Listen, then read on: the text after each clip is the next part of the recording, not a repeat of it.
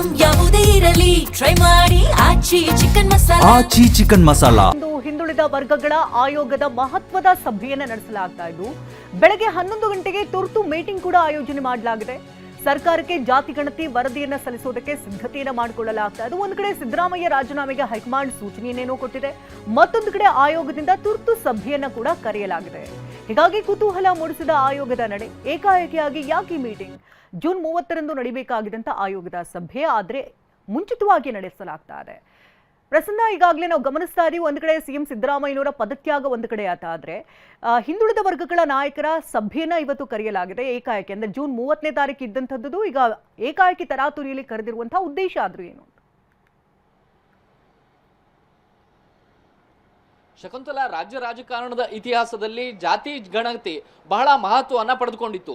ಈ ಹಿಂದೆಯೂ ಕೂಡ 2013, 2018ರ ಅವಧಿಯಲ್ಲಿ ಸಿದ್ದರಾಮಯ್ಯನವರು ಜಾತಿ ಗಣತಿಯನ್ನ ಮಾಡೋ ಮೂಲಕ ಹಿಂದುಳಿದ ವರ್ಗದ ಆಯೋಗ ನಡೆಸಿದಂತ ಈ ಸಮೀಕ್ಷೆಯನ್ನ ಮುಂದಿಟ್ಟುಕೊಂಡು ಸಾಕಷ್ಟು ರಾಜಕೀಯವಾದಂತಹ ಜಿದ್ದಾಜಿದ್ದಿಗೆ ನಾಂದಿಯನ್ನ ಹಾಡಿದ್ರು. ಈಗಲೂ ಕೂಡ ಮಧುಸೂದನ್ ನಾಯ್ಕ ಅವರ ನೇತೃತ್ವದಲ್ಲಿ ಹಿಂದುಳಿದ ವರ್ಗದ ಆಯೋಗ ಸಮೀಕ್ಷೆಗಳನ್ನ ನಡೆಸಿದೆ. ಜಾತಿ ಗಣತಿಯನ್ನ ನಡೆಸಿರುವಂತಹ ಈ ಸಮೀಕ್ಷೆಯ ಸಂಬಂಧಪಟ್ಟ ಹಾಗೆ ಸರ್ಕಾರಕ್ಕೆ ಇನ್ನೂ ಕೂಡ ವರದಿ ಸಲ್ಲಿಕೆ ಆಗಿಲ್ಲ.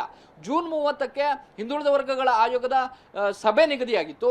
ಆದರೆ ನಿನ್ನೆ ಮುಖ್ಯಮಂತ್ರಿಗಳು ತೆಗೆದುಕೊಂಡಂತಹ ದಿಢೀರ್ ನಿರ್ಧಾರದ ಹಿನ್ನೆಲೆಯಲ್ಲಿ ಹಿಂದುಳಿದ ವರ್ಗದ ಆಯೋಗ ಇವತ್ತು ಏಕಾಏಕಿ ಒಂದು ತುರ್ತು ಸಭೆಯನ್ನ ಕರೆದಿದೆ. ಹಿಂದುಳಿದ ವರ್ಗದ ಆಯೋಗದ ಬಳಿಯಲ್ಲಿ ಇಡೀ ರಾಜ್ಯದ ಜನಗಣತಿಗೆ ಸಂಬಂಧಪಟ್ಟ ಹಾಗೆ, ಜಾತಿ ಗಣತಿಗೆ ಸಂಬಂಧಪಟ್ಟ ಹಾಗೆ ಸಮೀಕ್ಷೆಯ ವರದಿ ಅದರ ಕೈಯಲ್ಲಿದೆ.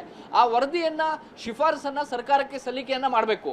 ಮುಂದೆ ಬರುವಂತಹ ಮುಖ್ಯಮಂತ್ರಿಗಳು ಆ ವರದಿಯನ್ನ ಸ್ವೀಕಾರ ಮಾಡ್ತಾರೋ ಇಲ್ವೋ ಅನ್ನುವಂಥದ್ದು ಬಹಳ ಅನುಮಾನಗಳಿಗೆ ಎಡೆ ಮಾಡಿಕೊಟ್ಟಿದೆ.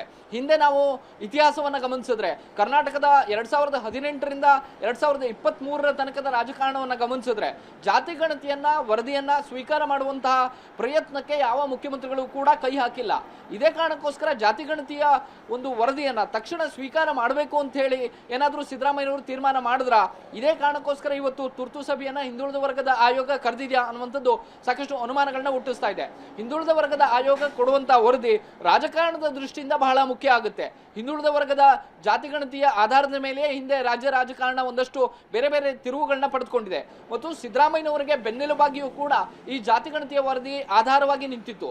ಜಾತಿ ಗಣತಿಯಲ್ಲಿ ಅಹಿಂದ ವರ್ಗಕ್ಕೆ ಹೆಚ್ಚಿನ ಪ್ರಾತಿನಿಧ್ಯ ಇರೋದ್ರಿಂದಾಗಿ ಅಥವಾ ಅಹಿಂದ ವರ್ಗದ ಸಂಖ್ಯೆ ರಾಜ್ಯದಲ್ಲಿ ಹೆಚ್ಚಾಗಿರುವಂತಹ ಕಾರಣಕ್ಕೋಸ್ಕರವೇ ಅಹಿಂದ ನಾಯಕರನ್ನ ಮುಂದುವರಿಸಬೇಕು ಅನ್ನುವಂಥ ಆಗ್ರಹವನ್ನು ಕೂಡ ಹಲವು ಮಂದಿ OBC ನಾಯಕರು ಮಾಡಿದ್ರು.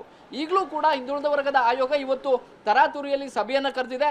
ಆ ಸಭೆಯಲ್ಲಿ ಏನು ವರದಿಯನ್ನ ಕೊಡೋದಕ್ಕೆ ಸರ್ಕಾರಕ್ಕೆ ತಕ್ಷಣ ಮುಖ್ಯಮಂತ್ರಿ ಸಿದ್ದರಾಮಯ್ಯನವರಿಗೆ ಸಲ್ಲಿಕೆ ಮಾಡಬೇಕು ಅಂತ ಹೇಳಿ ತೀರ್ಮಾನವನ್ನ ತೆಗೆದುಕೊಳ್ತಾರಾ ಅಥವಾ ಇನ್ನೊಂದಿಷ್ಟು ಜನ ಕಾದು ನೋಡುವ ತಂತ್ರಕ್ಕೆ ಹಿಂದುಳಿದ ವರ್ಗ ಆಯೋಗ ಕೂಡ ಮೊರೆ ಹೋಗುತ್ತಾ ಅನ್ನುವಂಥದ್ದು ಸಾಕಷ್ಟು ಕುತೂಹಲವನ್ನ ಮೂಡಿಸ್ತಾ ಇದೆ. ಶಕುಂತಲಾ, ಧನ್ಯವಾದ ಪ್ರಸನ್ನ. ಹರೀಶ್, ತಮ್ಮ ಲೈವ್ ಅಪ್ಡೇಟ್ಸ್ಗಾಗಿ.